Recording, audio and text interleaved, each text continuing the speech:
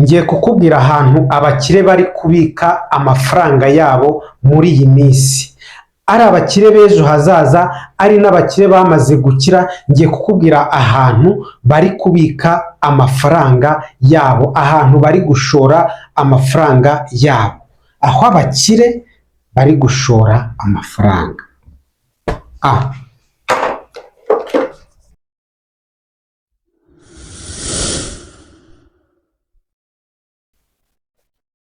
Yes, aho abakire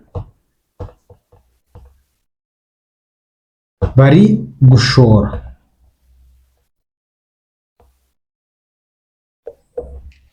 Ahantu hambere rero abakire bari gushora ni hehe? Ahantu hambere abakire bari gushora ni muri stocks. Stocks ni ukuvuga ngo capital market cyangwa se isoko ry'imari n'imigabane. Ahangaha bari gushora muri bond, mu mpapuro mpeshwamwenda, hano bagashora mu mashares cyangwa se mu migabane. Hanyuma mu mpapuro mpeshwamwenda harimo government bond, hakabamo na corporate bond.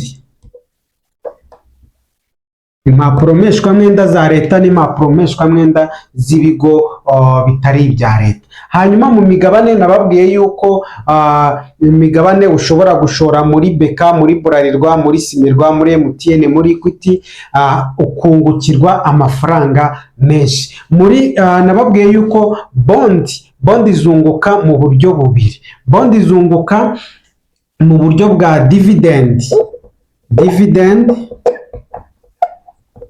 dividend, hanyuma bukunguka no mu buryo bwa capital gain. Capital gain narabisobanuye, na dividend narabisobanuye. Ni kwa kundi uba washoye waguze nk'imigabane muri Beka, warangiza umugabane wawuguze 300, none ugeze kuri 400, urumva uhise wunguka igiceri cy'ijana. Hanyuma iryo jana wungutse niyo bita capital gain. Hanyuma dividend yo ni mu gihe Beka yavuze ngo twungutse miliyari 5, none izi nyungu twungutse tugiye kuzigabanya abanyamigabane, iyo niyo bita dividend. Hanyuma rero corporate nazo narababwiye uburyo zunguka, corporate bond na government bond uburyo zunguka. Hanyuma kugira ngo ugure imigabane ntabwo ari iby'abakire gusa, nababwiye ko kugira ngo utangire kugura imigabane ari uguhera ku migabane 100. Ugura imigabane 100. Uyu munsi muri Beka umugabane ni amafaranga 402.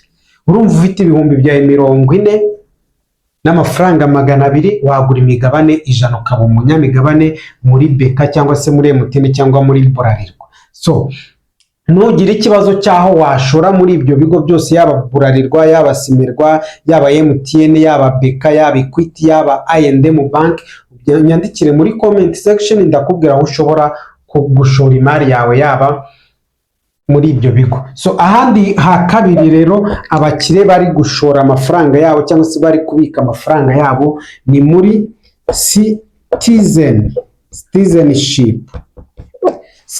citizenship. Murabizi ubundi abantu bose bamaze gutera imbere ntabwo baba bagishaka kugira ubwenegihugu bumwe. Ubwo niba ukurikiye iyi video uri kumva ikintu ndi kuvuga, umuntu wese ufite amafaranga ashaka uburyo ki ajya mu kindi gihugu akagurayo ubwenegihugu. Yamaze kubona ubwenegihugu, ababaye umunyagihugu, afite ubwenegihugu bubiri, aba ashobora gushora imari ku buryo bworoshye. Kuko uzarebe nko mu Rwanda y'umushoramari ari umunyamahanga, hari uburyo bamworoherezamo, yaba mu misoro yaba mu biki. Nawe iyo ugiye rero ahandi ukagura ubwenegihugu ukawugira nationalite ebyiri, hari ibyo bakoroherezamo. So niba ukurikiye iyi video uri kumva icyo ndi gushaka kuvuga. Abantu benshi rero ahangaha abakire bari kubikamo amafaranga bitewe n'uko kugira ubwenegihugu bubiri ntabwo ari ikosa. Nizere ko wabyumvishe. Niba uri umukire w'ejo hazaza, maze kukubwira ahantu habiri, ngiye kukubwira aha gatatu. Aha gatatu abantu bari gushora amafaranga ni muri real estate. So niba maka itabona neza ndi kugerageza no kubivuga. Muri real estate ni ugushora mu mitungo itimukanwa. Gushora mu mitungo itimukanwa rero hari amazu, gushora mu mazu, gushora mu bibanza, gushora mu masambu, ushobora kubaka amazu akodeshwa, yaba amazu akodeshwa yo kubamo residential house, yaba amazu commercial house, amazu y'ubucuruzi akodeshwa. Ushobora kugura inzu ukongera ukayigurisha, ushobora kugura ikibanza ukongera ukakigurisha. Real estate ni ahantu heza ho gushora imari, kubera yuko ikintu cyose uguze cyo muri real estate kigira icyo bita appreciation rate cyangwa se appreciation value. Ni ukuvuga uko bucya niko agaciro kayo kiyongera. So aha rero niba uri umuntu ukunda gukurikira video zacu, wamaze kumenya ibanga ririmo nararisobanuye. Ahandi ha kane bari gushora imari, ahantu ha kane ni muri value addition.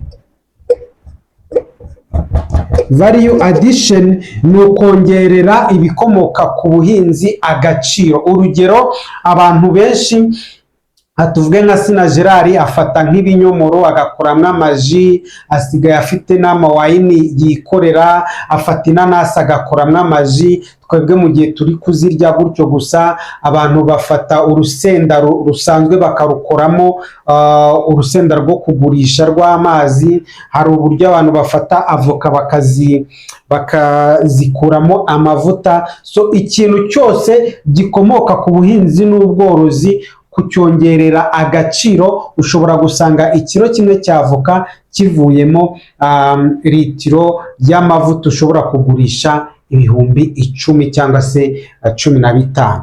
Ushobora gukora ji ukuye mu mbuto ugasanga uyigurishije amafaranga menshi. Aha hantu rero niba usobanukiwe cyane, ahangaha abantu benshi bari kubikamwa amafaranga yabo, bari gukoreramo amafaranga menshi cyane. Aha ni ahantu heza cyane muri iki gihe hagezweho kongerera agaciro ibikomoka ku buhinzi n'ubworozi. Ahantu ha gatanu abantu bari gushora amafaranga yabo bakunguka ni muri fintech. Fintech ni ukuvuga financial and technology, mu ikoranabuhanga riri financier cyangwa se mu ikoranabuhanga iryo ari ryo ryose ariko rijyanye n'amafaranga. Uyu munsi niba reka dufate urugero, ahangaha ni domaine ikomeye isaba igishoro gifatika. Tuvuge niba ufite software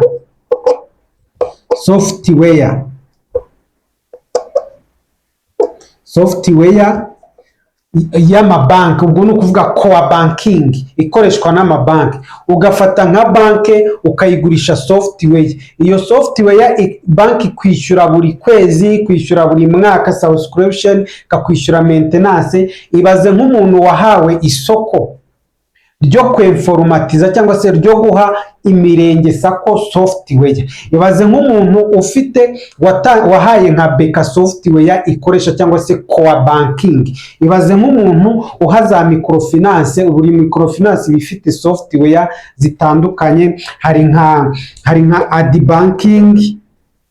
banking, hari financial solution, hari ikindi Virimet. Hariho software nyinshi zikoreshwa n'amabanki. Umuntu rero uba uri provider w'iyo software aba yinjiza amafaranga, niyo yaba aryamye, niyo umuryango we wose waba uryamye, yinjiza amafaranga menshi cyane.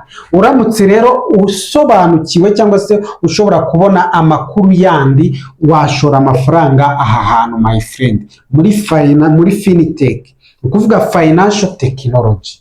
So aho ndakurabuye. Ahandi abantu bari gushora amafaranga ni muri AI business. Uyu munsi abantu bari kurya amafaranga menshi cyane bakoresheje AI tools. Abantu benshi bazi ko AI ari ChatGPT. No, hariho AI nyinshi zitandukanye abantu bari gukoreramo amafaranga menshi cyane.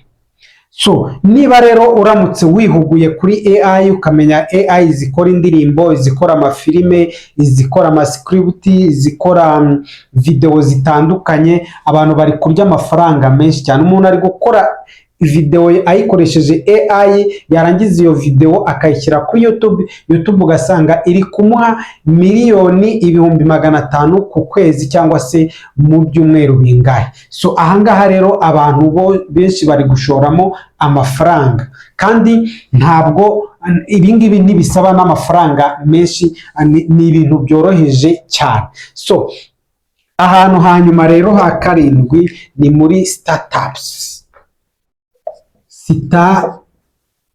Startups